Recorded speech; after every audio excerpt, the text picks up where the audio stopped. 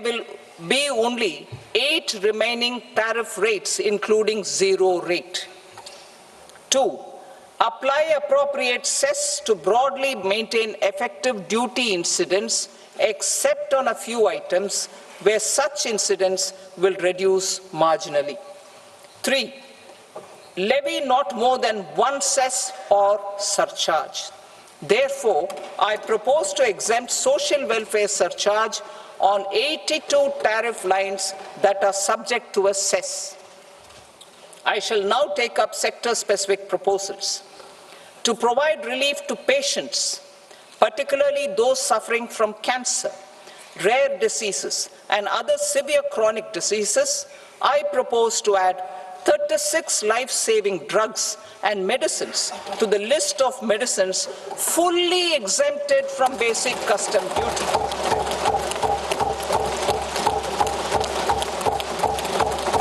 I also propose to add 6 life-saving medicines to the list attracting concessional custom duty of 5%. Full exemption and concessional duty will also respectively apply on the bulk drugs for manufacture of the above. Specified drugs and medicines under patient assistance programs run by the pharmaceutical companies are fully exempt from BCD, provided the medicines are supplied free of cost to the patients. I propose to add 37 more medicines along with 13 new patient assistance programs. Support to domestic manufacturing and value addition. Critical minerals. In the July 2024 budget, I had fully exempted BCD on 25 critical minerals that are not domestically available. I had also reduced BCD of 2 other such minerals to provide a major fillip to their processing, especially by MSMEs. Now, I propose to fully exempt cobalt powder and waste, the scrap of lithium-ion battery, lead, zinc, and 12 more critical minerals. This will help secure the availability for manufacturing in India and promote more jobs for our youth. To promote domestic production of technical textile products such as agro-textiles, medical textiles, and geotextiles at competitive prices, I propose to add 2 more types of shuttle-less looms to the list of fully exempted textile machinery. I also propose to revise the BCD rate on knitted fabrics covered by 9 tariff lines from 10 or 20 to 20% or 115 rupees per kg, whichever is higher. Electronic goods.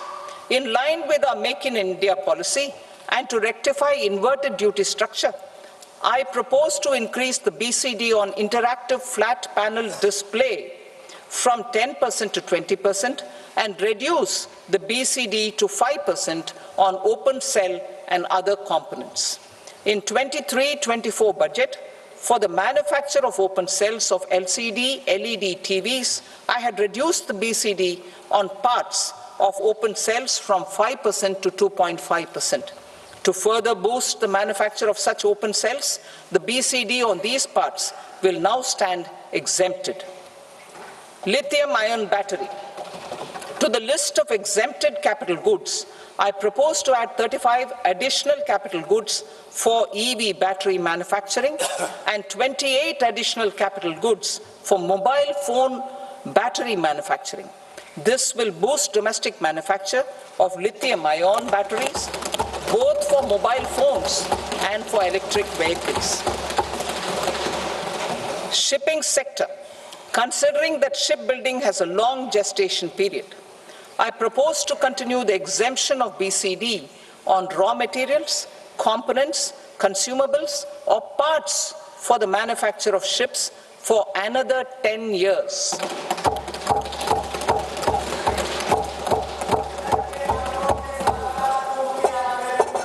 I also propose the same dispensation for shipbreaking to make it more competitive.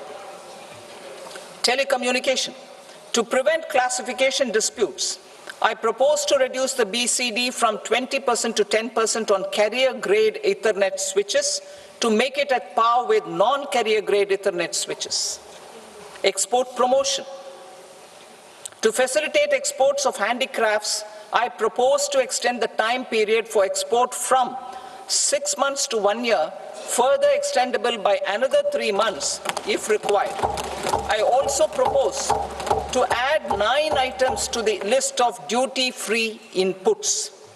Leather sector. I propose to fully exempt BCD on wet blue leather to facilitate imports for domestic value addition and employment. I also propose to exempt crust leather from 20% export duty to facilitate exports by small tanners. Marine products. To enhance India's competitiveness in the global seafood market, I propose to reduce BCD from 30% to 5% on frozen fish paste, surimi, for manufacture and export of its analog products. I also propose to reduce BCD from 15% to 5% on fish hydrolysates for manufacture of fish and shrimp feed. In July 2024 budget, to promote development of domestic MROs for aircraft and ships, I had extended the time limit for export of foreign origin goods that were imported for repairs from 6 months to 1 year and further extendable by 1 year. I now propose to extend the same dispensation for railway goods.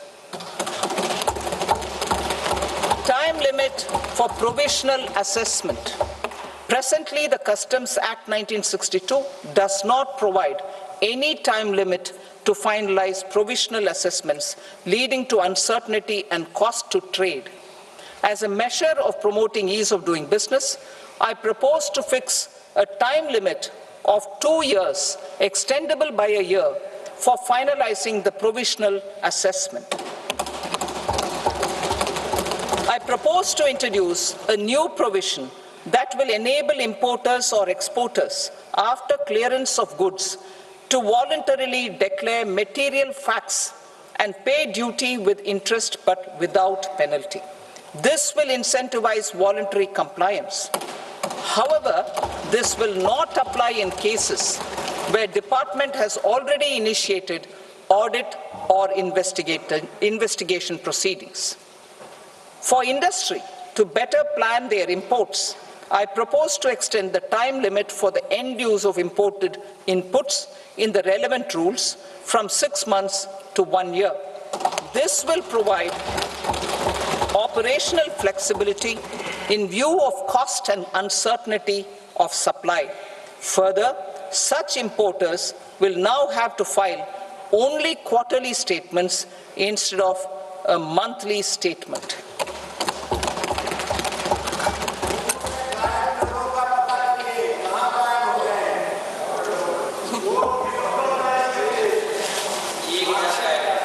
I now come to my direct tax proposals. In Part A, I have briefly underlined taxation reforms as one of key reforms to realize our vision of Vikasit Bharat. In respect of criminal law, our government had earlier ushered in Bharatiya Nyaya Sanhita, replacing Bharatiya Danda Sanhita. I am happy to inform this august House and the country that for new income tax bill will carry forward the same spirit of Nyaya in its drafting as well. The new bill will be clear and direct in text, with close to half of the present law in terms of both chapters and words. It will be simple to understand for taxpayers and tax administrators, leading to tax certainty and reduced litigation. Reforms, however, are not a destination. They are means to achieve good governance for our people and economy. Providing good governance primarily involves being responsive. The Tirukural captures this in verse 542, which reads,